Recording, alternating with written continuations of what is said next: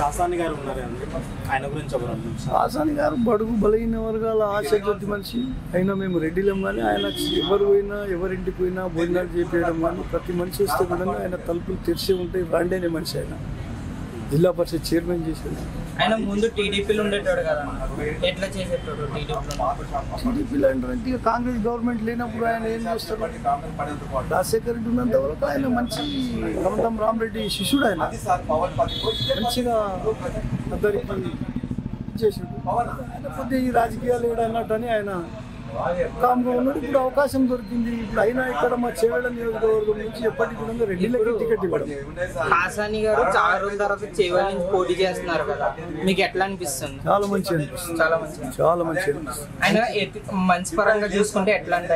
ఆయన మంచి పరంగా చూసుకునేది ఆయన గెలవాలనేది జనాలంతా కోరుకుంటున్నారు ఎన్నమన్నట్టు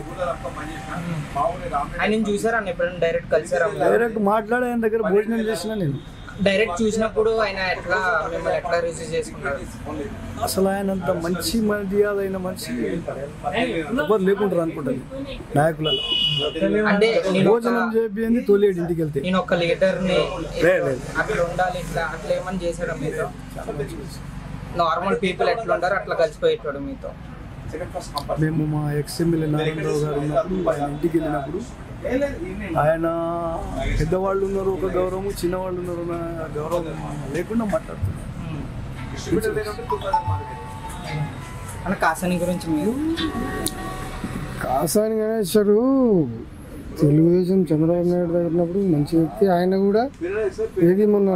తెలంగాణలో కూడా టీడీపీకి ప్రెసిడెంట్ ఇచ్చింది ఆయన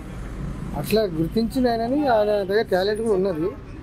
కాకపోతే ఈయన కూడా 92 కులాలని బీసీ ఎస్టీ ఏది మైనారిటీ ఇవన్నీ కులాలు 92 కులాలని తీసుకొని ఒక లీడ్ చేసిండే ఆ టైంలో ఆయన చాలా మంచి రోల్ చేసినప్పుడు మంచిదే ఆయన మాకు ఇంకోటి ఈ ఇద్దరు వ్యక్తులు కాంగ్రెస్ ఏమి తర్వాత ఈ టీఆర్ఎస్ బీజేపీ నుంచి కూడా రెడ్డిలో ఉన్నారు ఇంకోటి కంటిన్యూగా ఎన్ని సంవత్సరాలు అవుతుంది మాకు బీసీ వ్యక్తే లేకుండా అసలు చాలామంది ఇప్పుడు సంతోషంగా ఉన్నారు బీసీ వ్యక్తిని నిలబెట్టినందుకు టీఆర్ఎస్ నుంచి బీసీ వర్గము బంధుగణం అంతా కాసాని జ్ఞానేష్ చేయాలని ఆలోచనలో ఉన్నారు మాకంత టైం దొరకలేదు చూసినాం మంచి వ్యక్తి ఆయన నిరాడంబరుడు భయ ఆయన పెద్ద నేను ఇంత ఎమ్మెల్యే లేకపోతే నేను ఇంత పార్టీ లీడర్ నాది అని చెప్పి అట్లా డంబాచారం లేదు ఆయన దగ్గర మామూలు మనుషులతో అందరితో కలిసిపోతాడు చిన్న వ్యక్తి కానీ పెద్ద వ్యక్తులు అందరితో కలిసి మంచి మాట మర్యాద మనిషి ఇంతగా చెప్తే 15,000 మెజార్టీ వస్తుందని చెప్తాను Tandur area only Tandur constituency ఇది గారు నిలబడినప్పుడు 1,58,000 మెజార్టీ వచ్చింది చేవేళ్ళ నియోజకవర్గం నుంచి రంజిత్ రెడ్డి గారు ఎమ్మెల్యేగా ఎంపీగా నిలబడ్డప్పుడు 1,58,000 మెజార్టీతో రంజిత్ రెడ్డి గారు ఎంపీగా గెలిచినారు ఇప్పుడు ఏమైతే చూద్దాం మొత్తం మీద ఛాన్సెస్ జ్ఞానేశ్వర్కి ఛాన్సెస్ ఉన్నాయి ఇప్పుడు కాంగ్రెస్ నుంచి మొత్తం ఏమైంది ప్రజల్లో చాలా వ్యతిరేకత నువ్వు అంతకుముందు ఏం చేసిండు టీఆర్ఎస్ గవర్నమెంట్ అయితే మొన్న పోయిన ఎమ్మెల్యే ఎలక్షన్ అప్పుడు మన కేసీఆర్ ఎంత మీటింగ్ పెట్టి చెప్పినా రేవంత్ రెడ్డి చెప్పిన మాటలు నమ్మింది పబ్లిక్ ఎవరు చెప్తే వినలేరు అప్పుడు కాంగ్రెస్కి వేసింది ఇప్పుడు అదే కాంగ్రెస్ వేసిన వ్యక్తులు ఏమంటున్నారు మాకు రేవంత్ రెడ్డి ఇచ్చిన మాటలన్నీ తప్పిండు ఆయన నుంచి కాదు ఆయన నుంచి చేత కాదు చేయడం చేత కాదని పబ్లిక్ గురించి చెప్తున్నారు అని ఇంత తొందరగా గవర్నమెంట్కి వ్యతిరేకత వచ్చిందంటే మొదటి టైం ఈ గవర్నమెంట్కి వ్యతిరేకత ఇంత తొందరగా వచ్చింది ఇన్ని సంవత్సరాల్లో ఏ గవర్నమెంట్కి ఇంత తొందరగా వ్యతిరేకత రాలేదు పబ్లిక్లో అది రేపు ఎలక్షన్లో చూడబోతారు మీరు